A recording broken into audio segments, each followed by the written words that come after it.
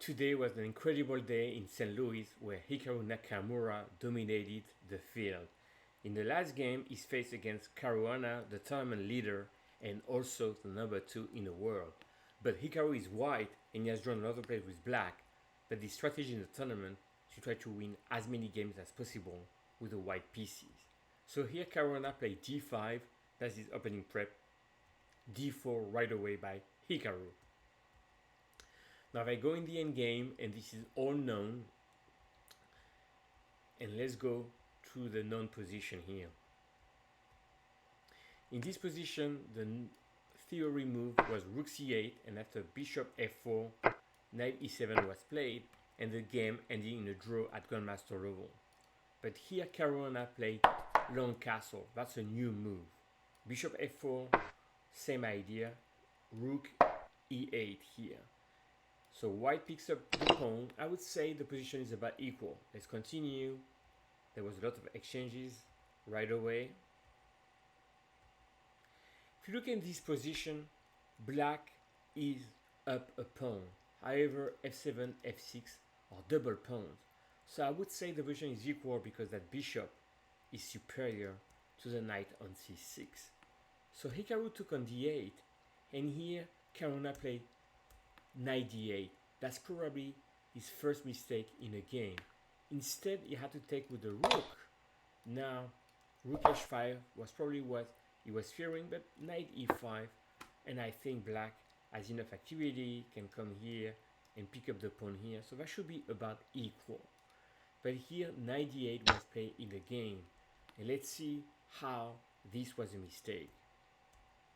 Rook d7. So the rook here is dominating the knight over here, and also that bishop can give a check here, so that king is weak. So it's not about the pawn, it's about creating activity for your pieces. b4 play to create some room for the king goes to b5, bishop e3. So you can see that that king here is kind of precarious, right? While the king on f1 is safe. Now, very important, that knight is out of play.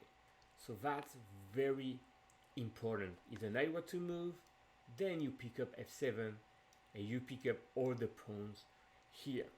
So king c6 played, rook a7. Of course, Hikaru doesn't want the knight to come into play, and he's still maintaining pressure. So here the best move was rook e5, but still white has initiative, picking up the pawn. Now white is a pawn up, and then would grab on b4. And this is winning chances. I don't know if it's winning or not, but definitely white has an edge here, but that was playable. Instead, Fabiano was low on time and played king d5. And here, amazing technique by Hikaru. Rook a8. Now he wants to pin that knight. That knight is stuck on d8, right? So rook f8 play. Of course, that's the only way to get the knight out. You do that, and you defend the rook on f8. What was the reply? Bishop h6. Rook comes back. Bishop d2. Amazing.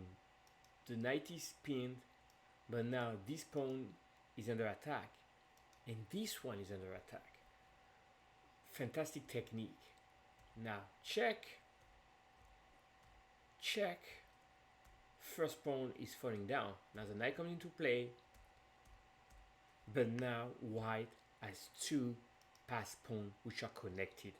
Yes, black has an extra pawn, but it's not going anywhere here because these are double pawns. But the white pawns are very easy to move forward. So this is a technically one endgame. Let's see the end of the game.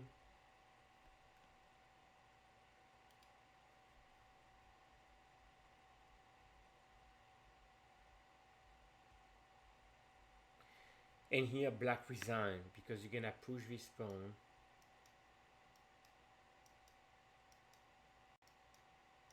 And win the game. So Hikaru finished the rapid in the first place and is the heavy favorite because in Blitz he is a fearsome opponent. Thank you for watching.